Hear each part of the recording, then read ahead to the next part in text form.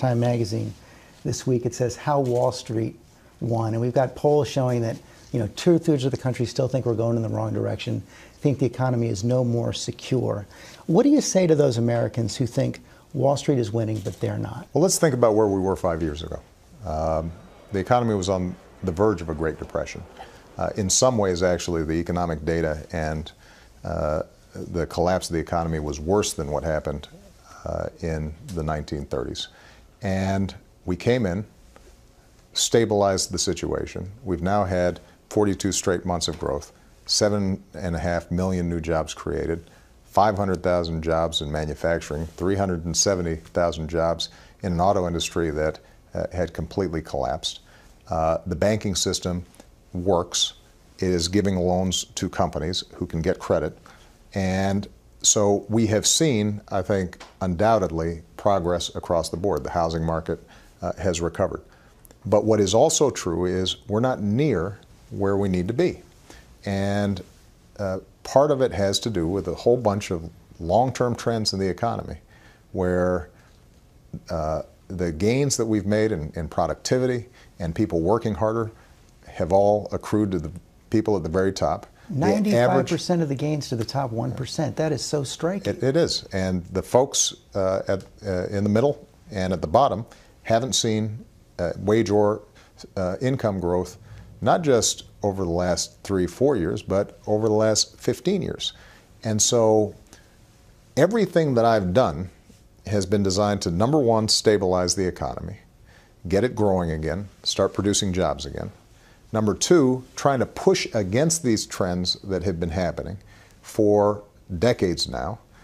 That's why we made sure that we had a tax system that was a little bit fair by asking people to pay more at the top. That's what the Affordable Care Act, health care reform is about, is making sure that folks who have been left out in the cold when it comes to health care are able to get health care.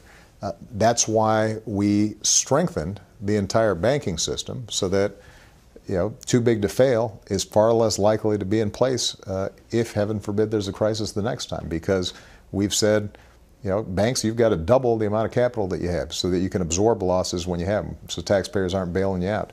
If you do start going under, you've got to have a plan, a living will, we call it, so that we don't have to come in and clean up after you. You're going to be on your own. Okay, but you do all these things and still 95% of the gains go to the top 1%. Do you look at that 4.5 years in and say, maybe a president just can't stop this accelerating inequality? No, I think the president can stop it. The problem is that there continues to be a major debate here in Washington, and that is, how do we respond to these underlying trends?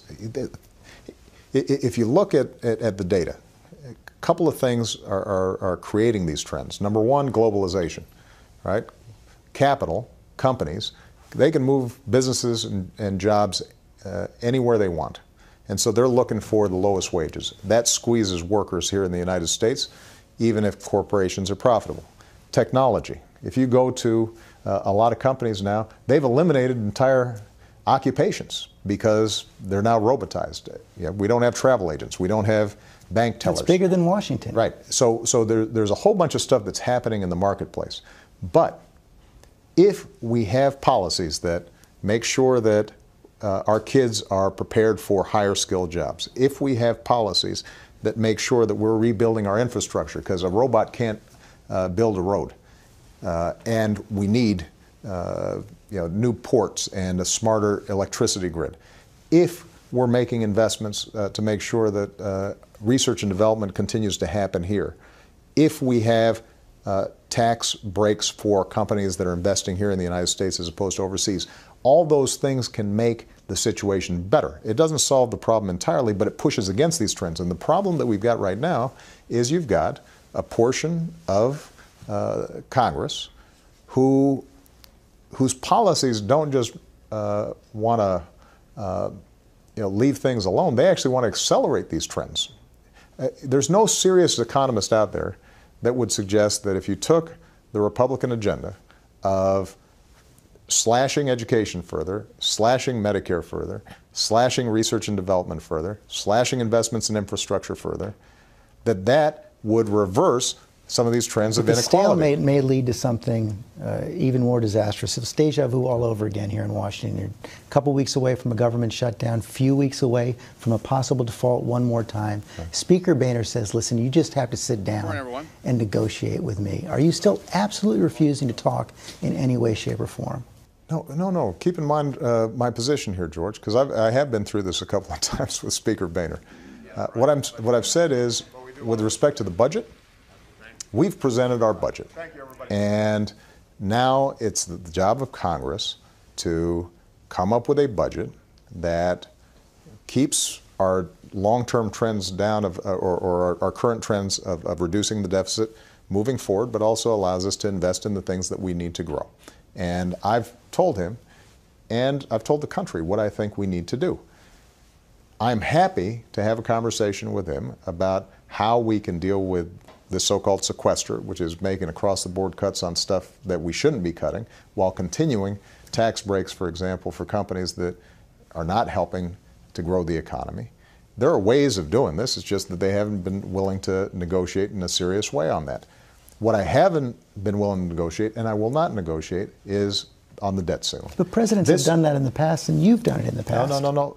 George, if you take a look, what has never happened in the past was the notion that in exchange for fulfilling the full faith and credit of the United States, that we are wiping away, let's say, major legislation like the health care bill. So you're not open to any changes in Obamacare? That's never happened before. And when it comes to budgets, we've never had a situation in which a party said that, unless we get our way 100%, then we're going to let the United States default.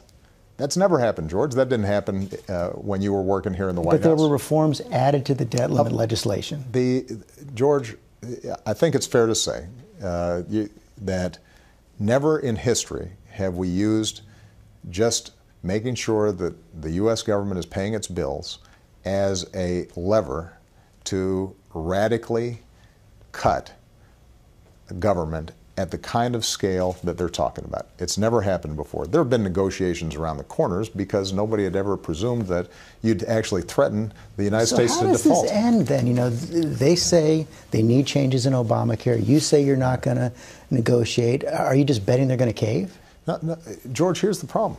If we continue to set a precedent in which a president, any president, a Republican president, a Democratic president, where the opposing party controls the House of Representatives, if that president is in a situation in which each time the United States is called upon to pay its bills, the other party can simply sit there and say, well, we're not going to pay the bills unless you give us what we want.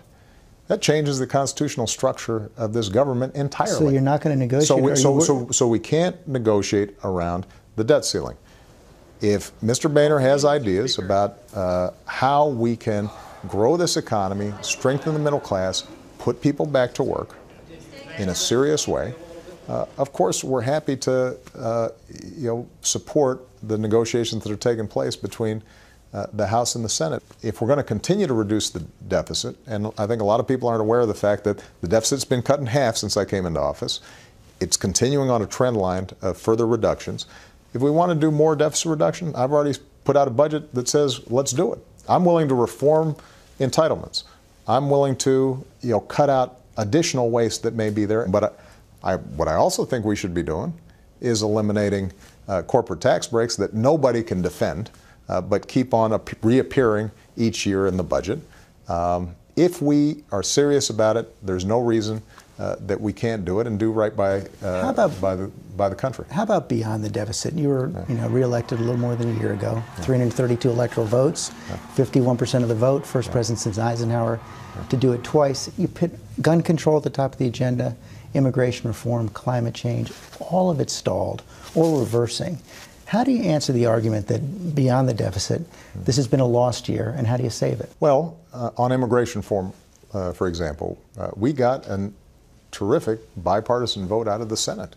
You had Democrats and Republicans in the Senate come together, come up with a bill that wasn't perfect, it wasn't my bill, but got the job done.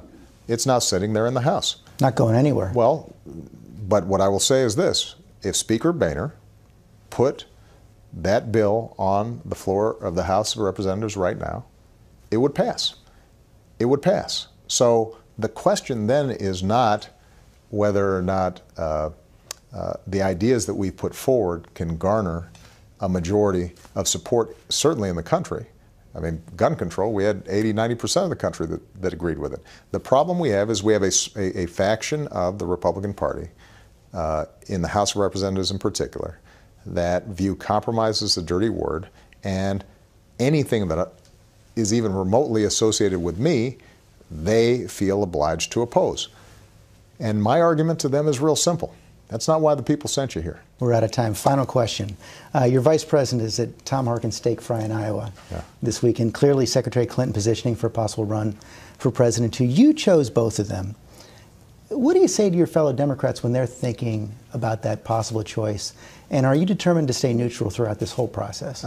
What I would say to folks out there is we are tremendously lucky to have an incredible former Secretary of State who couldn't have served me better, and an incredible Vice President who couldn't be serving me better.